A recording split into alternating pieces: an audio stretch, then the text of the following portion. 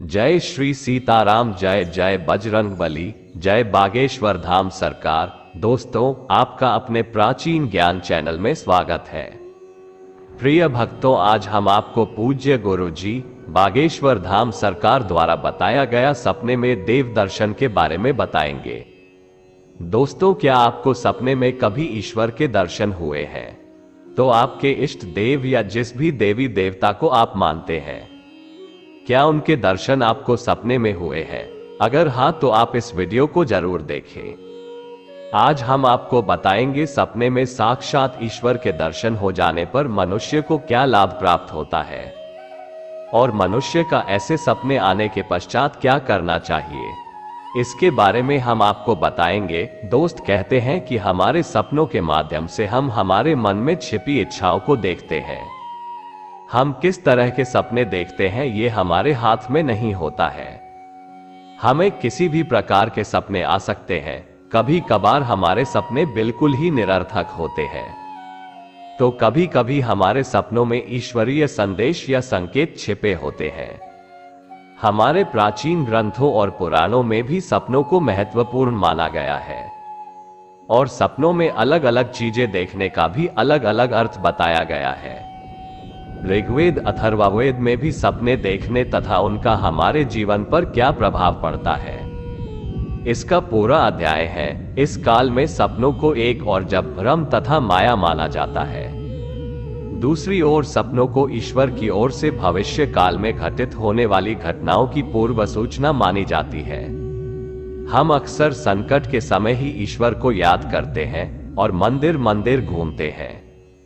मंदिरों में ईश्वर के दर्शन तो आसानी से हो जाते हैं, लेकिन फिर भी इंसान की यही कामना होती है कि काश कभी ईश्वर के साक्षात दर्शन हो जाएं, जो कि बहुत ही मुश्किल काम है। आपने अक्सर यह अनुभव किया होगा कि हमारे सपनों में घर, पेड़ पौधे, इंसान, पशु पक्षी, हमारे बुजुर्ग और यहां तक कि मंदिरों के दर्शन हो जाते हैं, परंतु मंदिर में विराजमान ईश्वर के दर्शन नहीं हो पाते हैं। सपने में हम मंदिर देखते हैं, उससे जुड़े अनेक वस्तुओं को भी देखते हैं।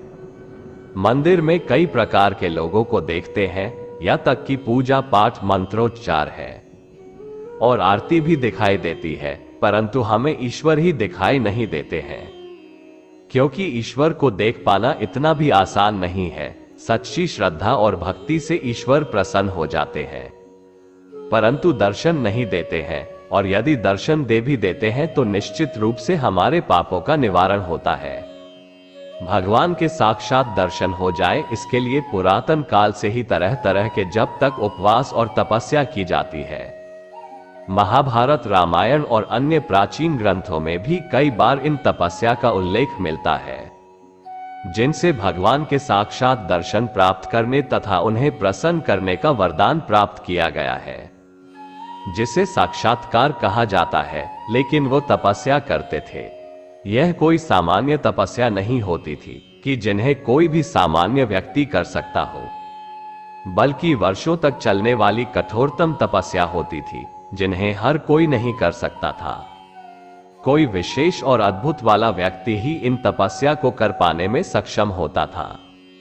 लेकिन आज के कलयुग में मनुष्य साधन प्रयासों से भी ईश्वर के दर्शन कर सकता है।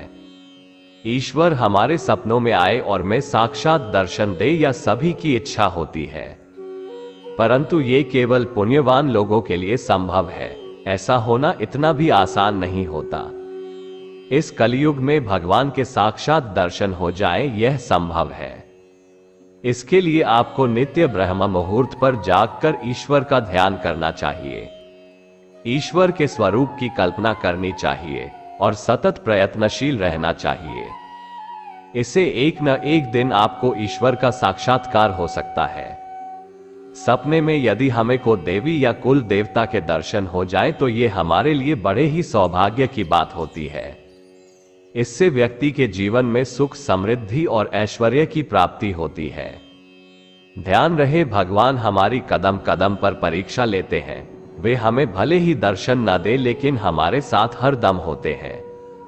भगवान घर के बड़े बुजुर्गों की तरह होते हैं, जैसे गलती करने पर हमारे घर के बड़े हमें रोकते हैं या टोकते हैं या समझाते हैं, और ज्यादा जिद करने पर डांट भी देते हैं। उसी प्रकार ईश्वर भी हमें सही रास्ता दिखाते हैं और समय आने पर हमारी परीक्षा भी लेते हैं। यदि आप भी भाग्यशाली हैं और आपको किसी भी ईश्वर के दर्शन हो जाते हैं, तो अलग अलग भगवान के दर्शन होने पर अलग अलग संकेत मिलते हैं। कई दिनों से चल रही आपकी समस्या का समाधान भी ईश्वर के दर्शन करने से हो जाता है।